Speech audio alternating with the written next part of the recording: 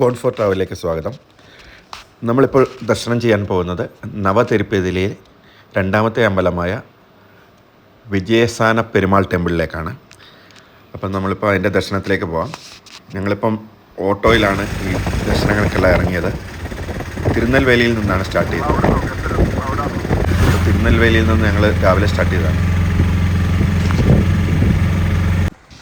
ഈ അമ്പലത്തിൻ്റെ മറ്റൊരു പേരാണ് തിരുവരഗുണ മങ്കൈ പെരുമാൾ ടെമ്പിൾ.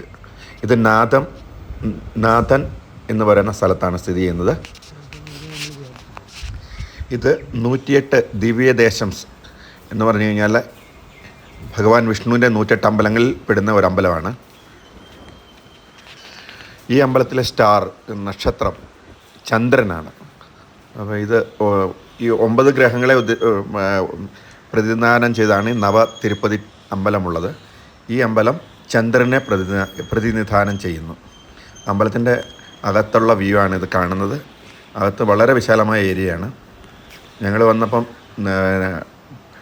ദീപാരാധന പോലൊക്കെ പൂജയ്ക്ക് വേണ്ടി അടച്ചിരിക്കുകയായിരുന്നു. അപ്പം ഞങ്ങളിന്ന് പുറത്ത് പ്രദക്ഷിണം വന്നിച്ച് ഒരു അരമണിക്കൂർ വെയിറ്റ് ചെയ്യേണ്ടി വന്നു അപ്പം ദർശനത്തിന് വേണ്ടിയിട്ട്. അപ്പം ആ സമയം കൊണ്ട് ഞങ്ങൾ ചുറ്റി നടന്ന് കാണുകയാണ്. ഈ അമ്പലത്തിലേക്ക് വരാൻ ശ്രീ വൈകുണ്ഠനാഥ പെരുമാൾ ടെമ്പിൾ, അതായത് ആദ്യത്തെ നമ്മുടെ നവഗ്രഹ ടെമ്പിളിൽ നിന്നും ഏകദേശം 9 കിലോമീറ്റർ ദൂരത്തിലാണ്.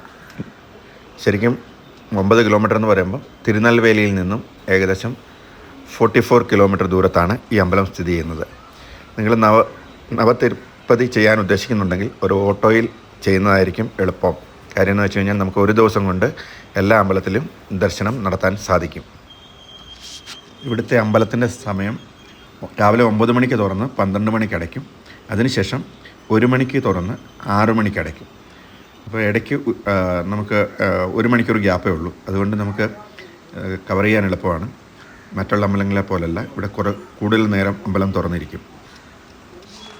അമ്പലത്തിൻ്റെ പുറത്ത് ഭയങ്കര പനയുടെ ഒരു കാട് പോലെയുണ്ട്. അമ്പലത്തിൻ്റെ നടയാണ്. ഞങ്ങൾ പുറത്തിറങ്ങി.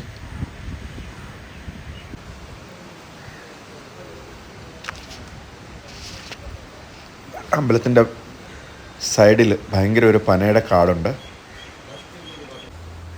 ഈ കാണുന്നതാണ് പനയുടെ കാട്. ഇതിൻ്റെ അപ്പുറത്താണ് താമരഭരണി നദി. നല്ലൊരു വ്യൂ ആണ്. അങ്ങനെ ഞങ്ങളുടെ രണ്ടാമത്തെ നവതിരുപ്പതിയിലെ രണ്ടാമത്തെ അമ്പലമായ